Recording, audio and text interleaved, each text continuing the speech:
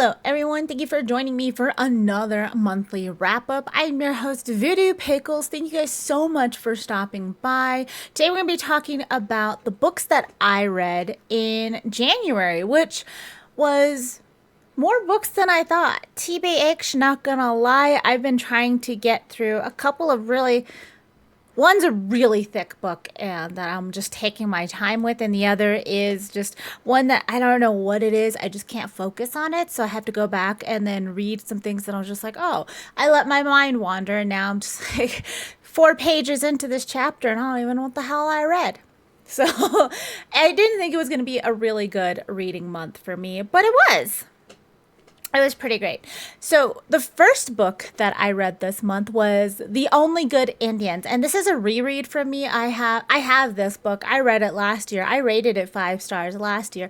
This time I read the audiobook, and it was written by Stephen Graham Jones. The audiobook's about 9.5 hours, and it was a reread. Like I said, it's a really good book. I really enjoyed it. The narrator did a fantastic job of bringing to life these characters in my head that were just accurate to what I thought, and I thought were just really just fantastic. And this is a revenge story of a revenge story that's odd, that I didn't think that I needed in my life, but a revenge story of an elk against a group of native men who are living on and off of the reservation that they're in, and how they bring to life this whole legend. And they even talk in the book that this is going to be something that's going to be passed down in the tribe and everything like that. It's really good. We follow 4 different characters and how their lives turned out after this event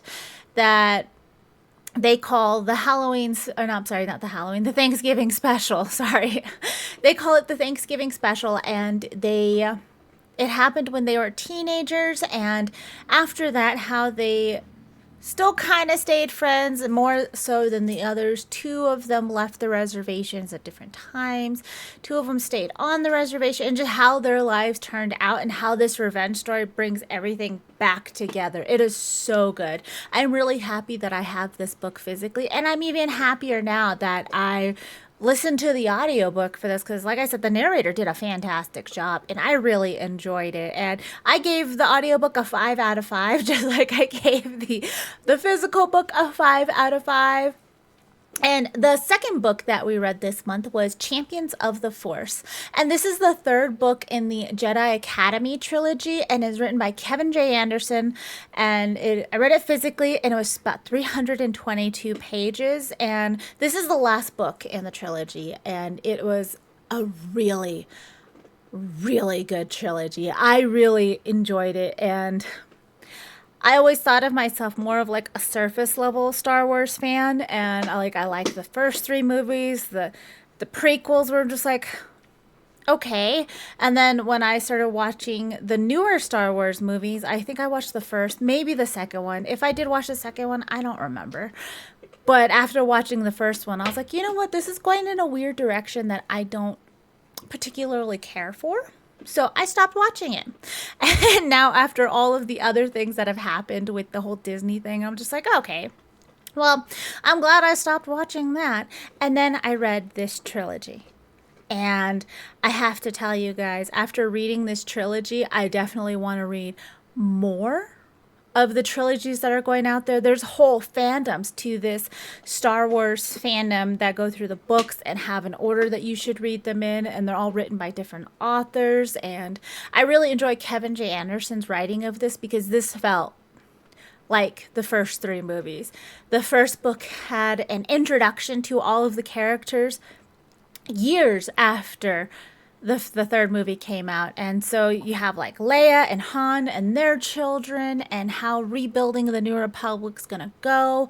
And this year, being introduced to all these characters, they all have like some conflicts going on in the first book, but it's all very fun. It's all very like more light. And Like, okay, that was a really fun book. The second book just hit you with the gut punch from the very beginning. And I was just like, wow, I don't know how I'm going to deal with this. Like, reading the second book was just a roller coaster of emotions, and I didn't know how to how to feel at the end of it. I was like, I'm so upset and annoyed with some of these characters. I don't know how they're going to get out of some of these situations. I don't know. And I'm very emotional from this now.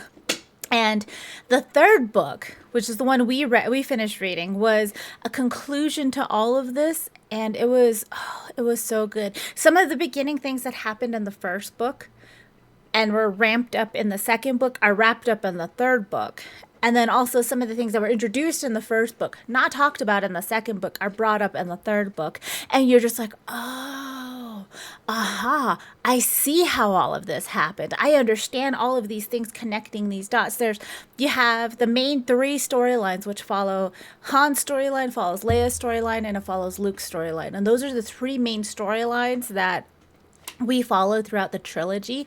And then you have two main storylines that are overarching that affect all of their characters and how they respond to different situations, and it affects the New Republic, and it has the Empire in it, and it's just like this force just pushing down on all of it. And by the third book, it's so like compacted that, you know, the energy has to bounce back, and it does, and it is so good. I read one chapter and then cut to like go to a climax of what was going to happen in this situation, and then I end the chapter, and then the next chapter was a different POV, and I was like, what happened? What are you talking about? What's going on with that one? And then it would be a chapter, two chapters, three chapters later, and you figure out like some of the things are all happen concurrently. So it's like a movie. You watch one action scene going one way, and that cuts to what's happening at the same time on the other side, cuts to the same time on the other side. Any of the times that weren't happening all together, you realized it after everything had happened, because you're like, oh, how are they going to be here if the last time I saw them, they were over there? And you're like, oh, then it tells you what happened and puts everything together at the end. And I was just like, wow, this was just so great. Like, reading them all together was so amazing. If I read them closer together, I'm pretty sure that it wouldn't have been so crazy for me. Like, it would have made like coherent sense on like, okay, this is like watching the trilogy. And it was really good. I really enjoyed it. And the romance that was in there wasn't like full on romance in the way people do romance novels now, but it was adorable. It was adorable. And I'm like, I wish nothing but happiness for these characters. They definitely deserve it. And they're so cute. They're just so cute. But then you had the subplots of the story. There was so many things going on story-wise, and it never felt like it was too much. It never felt like it was overriding stories to tell you different stories. It was very well written. I really enjoyed this. I gave it a 4.75 out of 5, and it was fantastic. I, again, really enjoyed it. And I'm definitely excited to see what a different trilogy is going to go. I don't know what the next trilogy is going to be. We have some different books downstairs in the Star Wars universe that I'm just like, I don't know if I'm going to read those ones next or what's going to go on, but I'm really happy to be in this whole universe over here. And the third book that we read this month was My Heart is a Chainsaw. And this is the first book in the Indian Lake trilogy, and this is written by Stephen Graham Jones, and I read this physically. It was about 398 pages, and this book covers, we follow our main character, Jade. Jade is a native girl in this small town that's next to a national forest, and there's trying to think of how to say this, because I read the little blurb on my story graph for it. I haven't actually read the back of the book, but I read the little blurb on it, and Jade is in this small town, and there's a bunch of rich people that are going to start renovating and making this area by the national forest like built up for them on this little island. That's going to be their place. They're just going to be really happy with it. And Jade is She is super poor, just like a lot of the people in this community. They're very low on the economic ladder, and her dad has an alcohol problem that she tries to deal with. She's also a huge fan of horror movies. The horror movie references alone in this book were worth the read. Like, she was bringing out some obscure stuff that I have watched, but I've never really heard other people watch. And some of them I was just like, that's a deep thing. Like, I like that. And it's all relevant to what's going on in the book. And what is going on in the book is there are murders that are starting to happen. People start showing up dead.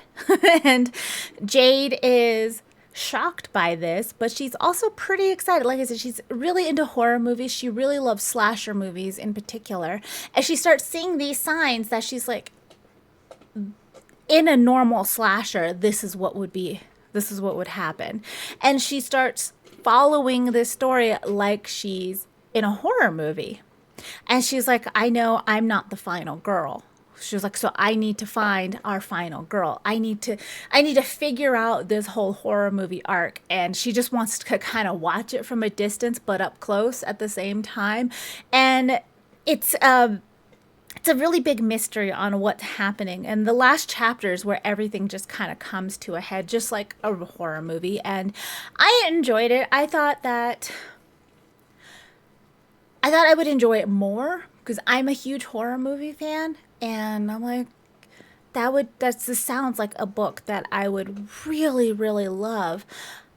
I didn't love it as much as I thought I would. I liked it. It was a pretty good book. I have the second book on my shelf over there, and the third one I think comes out this month. Well, yeah. I think this month or next month, and so I want to finish the trilogy of it, but I was just like, some of the things that were explained later on in the book, I was like, I feel like this was a missed opportunity. But I don't know what the overarching story is for the trilogy, so I can't be like, this is terrible. Like, I expected more or different things than it presented me. Still a good book. I will probably read it again, but I just felt a little let down with it. But I gave this a 3.75 out of 5. And like I said, the ending and everything, I was just like, I expected something a little different. A little different. Some of it, I was like, I can't tell if I'm disappointed by this or if I'm just like, there's a reason this one specific thing is in here. This one specific thing, it's in here, it's for a reason, and I will find out later. Like, so I don't know. I gave it a 3.75 out of 5. It was still good, just I don't know what to think about. Maybe after the trilogy, I'll go back and be like, no, no, no, no, no. I am a knower now, and I'll change it. But right now, 3.75 out of 5. The fourth book that we read this month was Here One Moment. And this was written by Leanne. I don't know how to say this. Moriarty? Something like that. And I read this through an audiobook, and it was about 16 hours. And this book was recommended to me by a friend at work.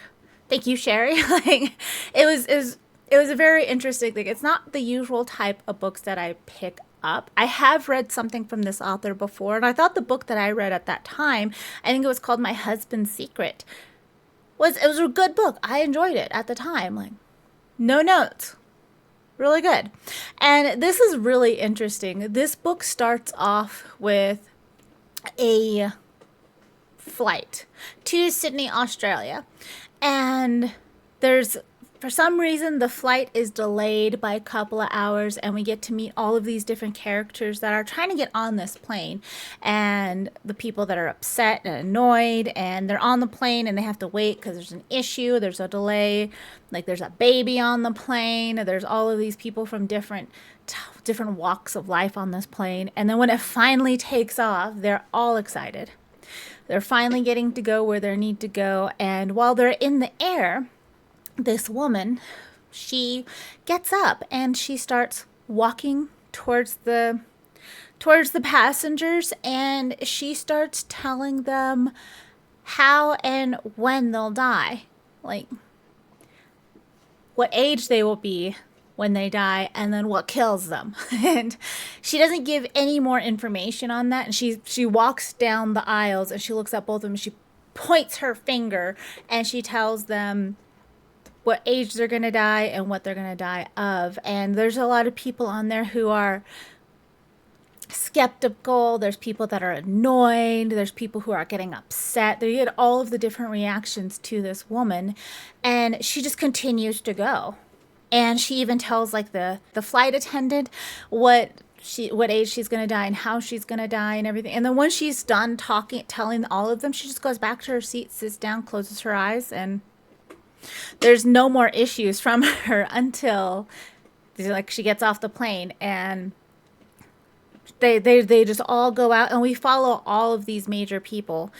And after like a month or two, people start to die in the exact same way that she told them they were going to.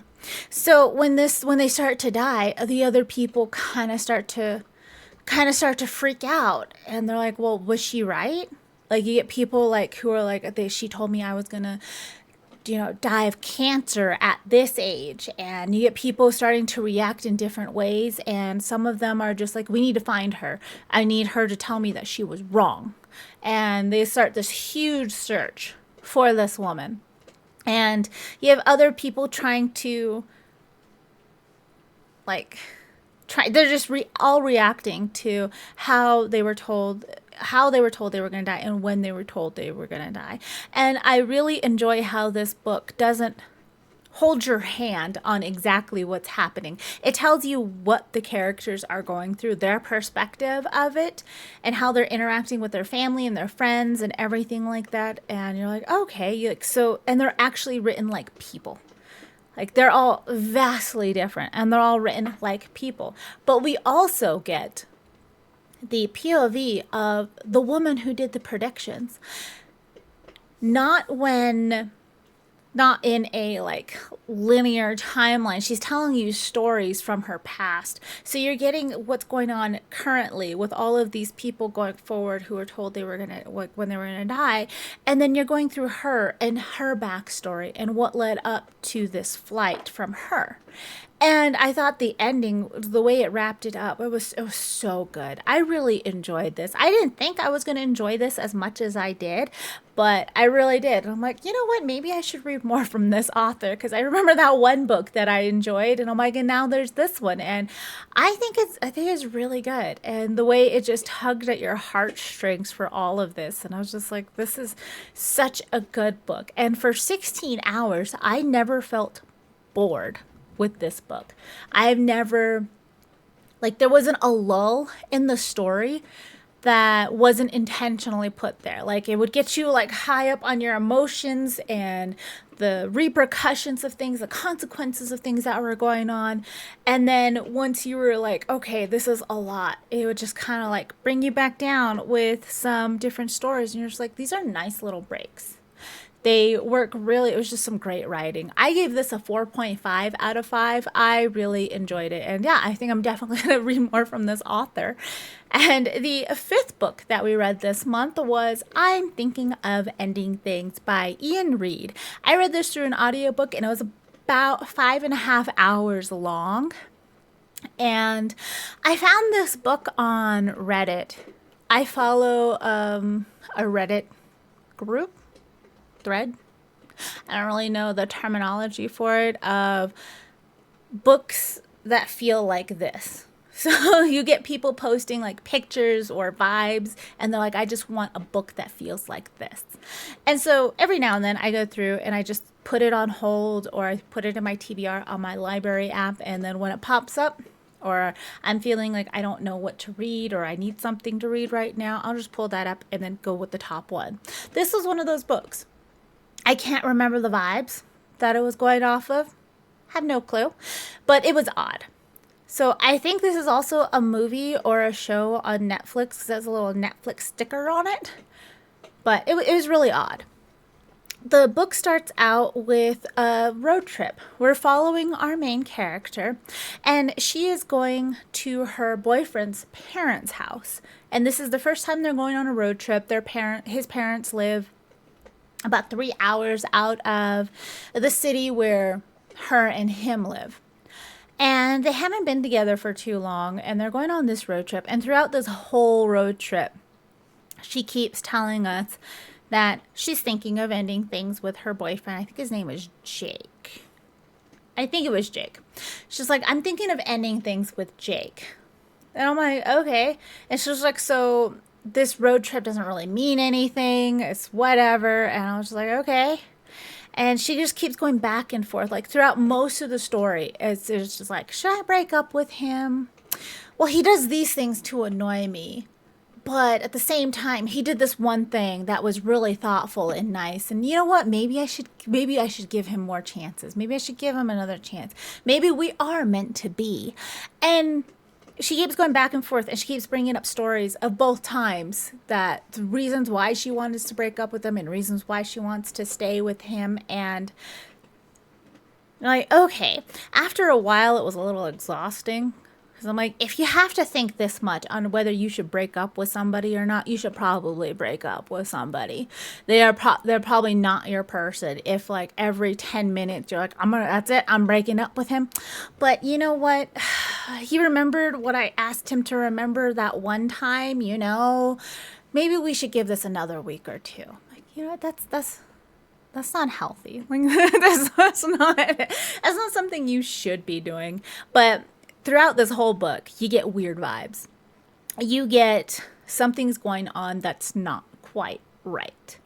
And that was one of the things that was really odd about this book, is because there were so many different like red herrings. There's so many different ways that this book could have gone.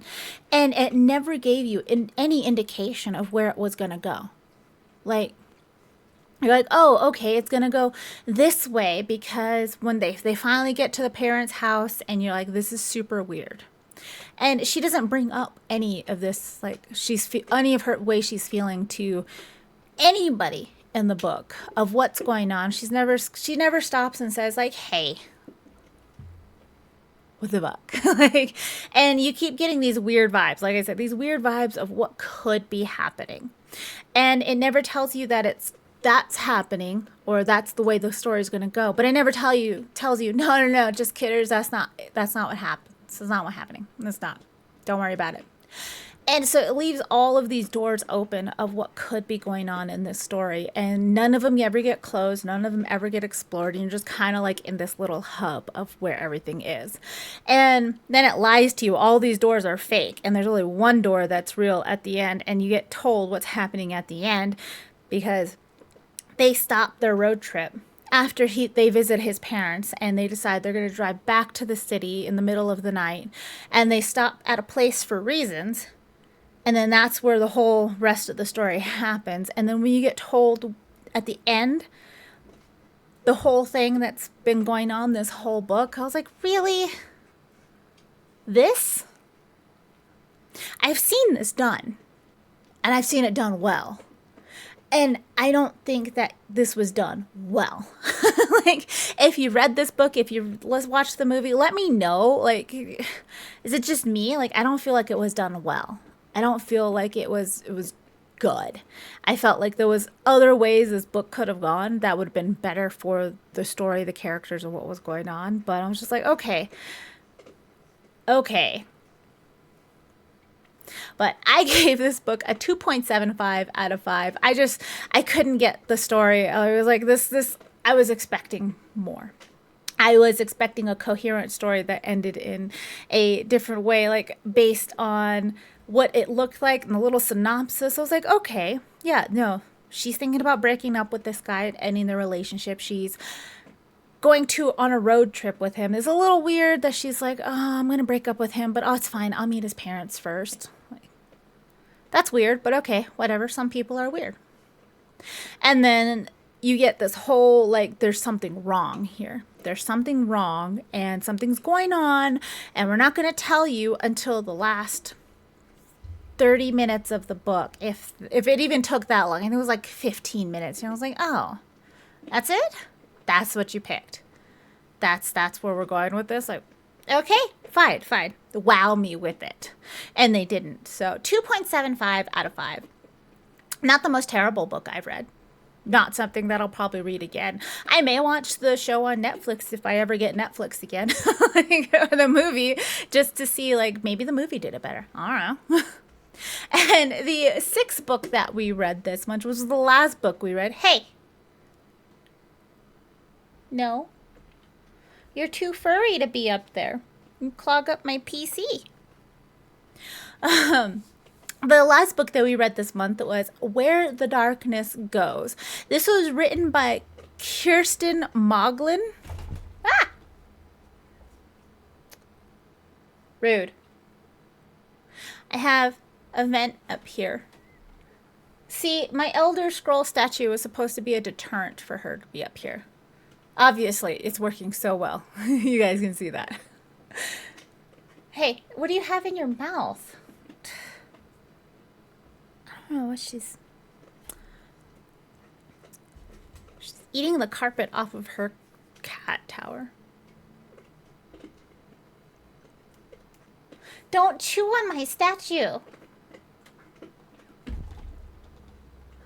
Percy, everybody.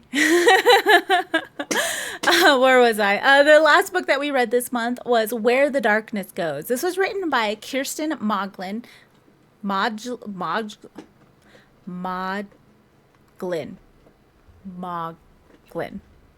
And I read this through an audiobook, and it was about 8 hours, and I picked up this book because Percy. Not because of Percy. I picked up this book because I was like, I have nothing to listen to really at work one day, and I was like, I need something to read. It snowed a lot this past week at work, and I was like, I need something that's just gonna kind of keep my mind occupied while I'm trying to drive my way down through a foot of snow. And in some places, a foot and a half. Like, I was just trying to get through work day, and I just picked up this book. It was just available through my library. And I'm really happy I did. This didn't look like a book that I would read. It has the cover that reminded me of, what's that stupid one with Persephone? A Touch of Darkness?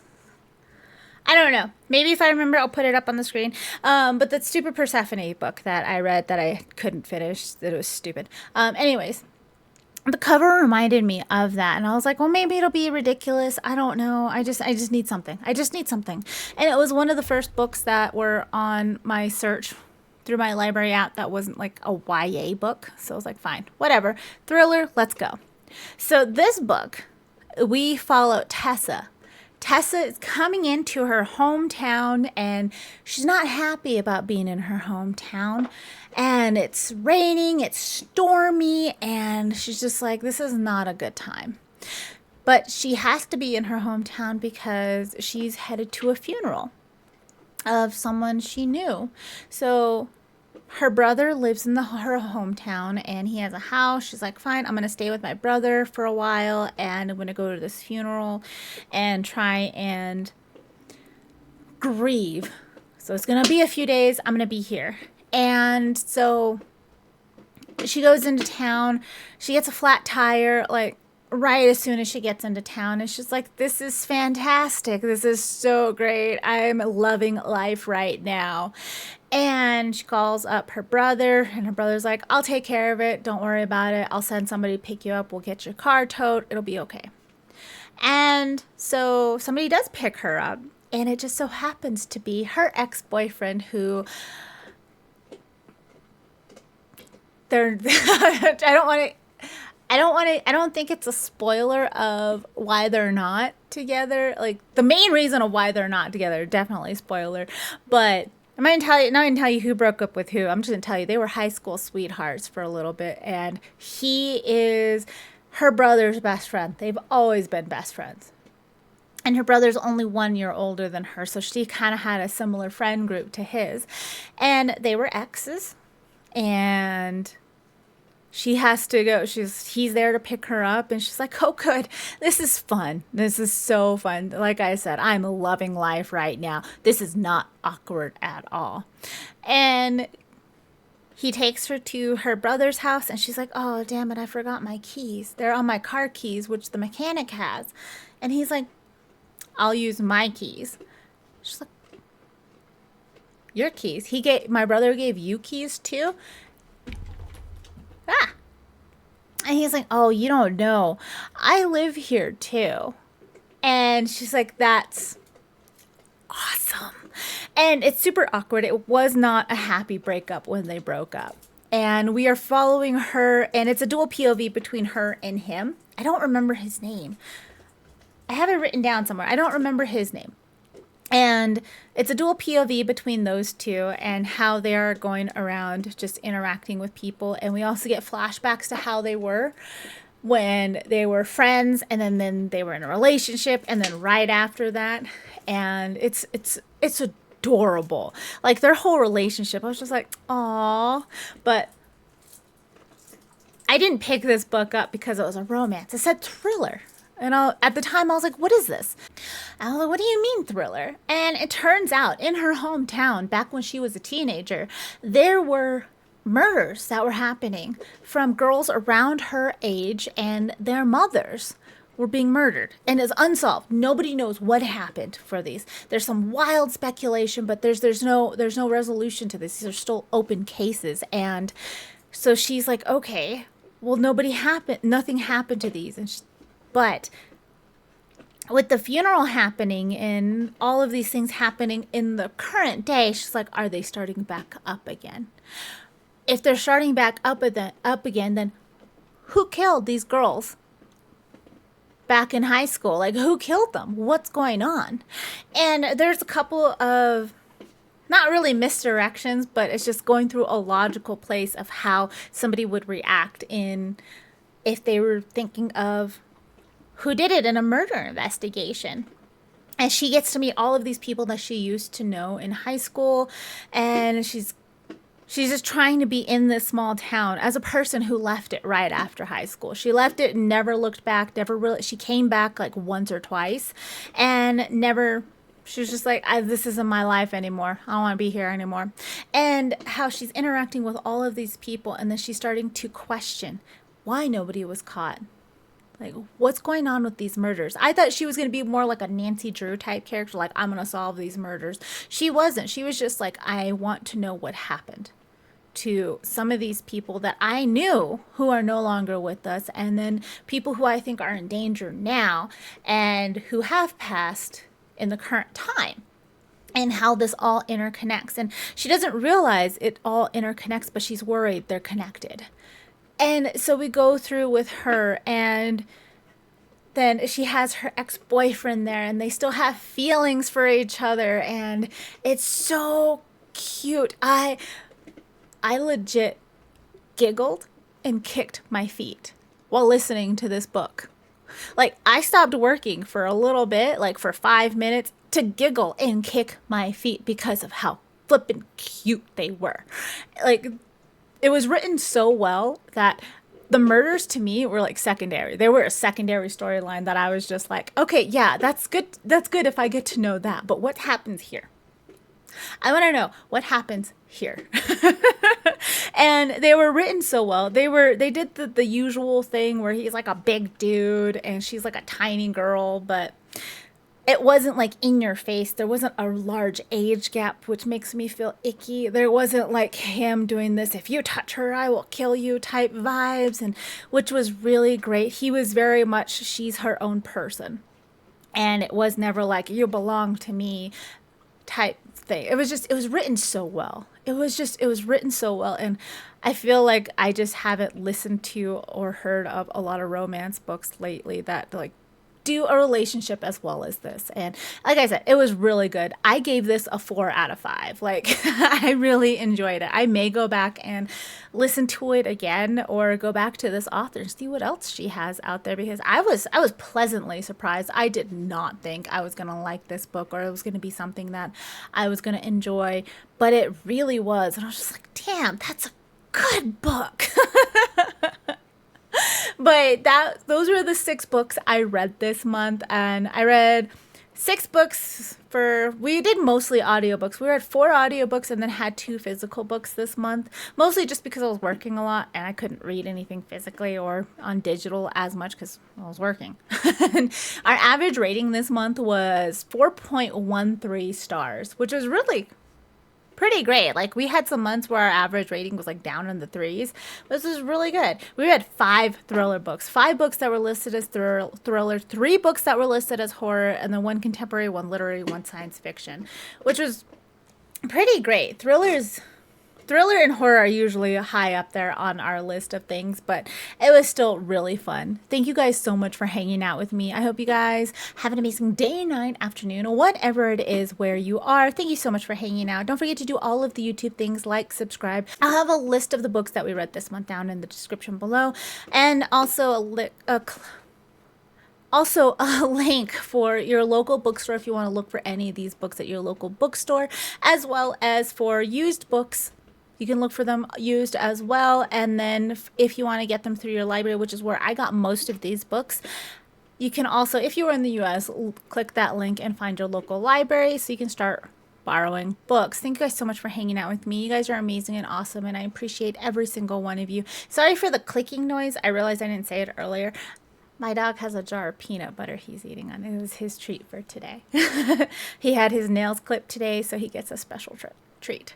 But thank you guys so much for hanging out with me. I will hopefully talk to you guys very soon. Don't forget that I also do streaming on gaming. On Sundays, we are going through Final Fantasy 16, and then on Wednesdays, we started Dragon Age Inquisition, so we'll also be doing that. Thank you guys so much for hanging out with me. I hope you guys have an awesome time, and I'll talk to you guys later. Bye.